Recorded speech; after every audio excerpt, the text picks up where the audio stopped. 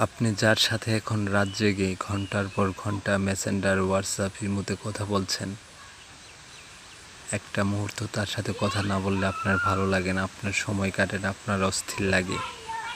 এক সময় দেখবেন আপনার কেরিয়ারের দোহাই দিয়ে সেই মেয়েটাই বা সেই ছেলেটাই একজনকে বিয়ে করে নেবে। তখন বলবে আপনি বেকার, আপনার ইনকাম নাই। এটাই বাস্তবতা। কিন্তু এখন যার সাথে কথা বলতেছেন একটাবারও ভাবতেছেন না আমি যে এখন এত সময় এখানে নষ্ট করতেছি, এই সময়টা যদি আমি অন্য একটা প্ল্যাটফর্মে, অন্য একটা সেক্টরে আমি দেই, তাহলে হয়তো এই সময়টা দিয়ে আমার কেরিয়ারটা আমি এখান থেকে বিল্ড আপ করতে পারি। কিন্তু এটা আমাদের সবারই একটাবার চিন্তা করা প্রয়োজন।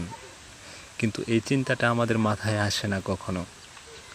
হয়তো আজকে আনন্দে আছেন, ফুর্তিতে আছেন, খুব ভালো আছেন, কিন্তু আগামীকালকে এই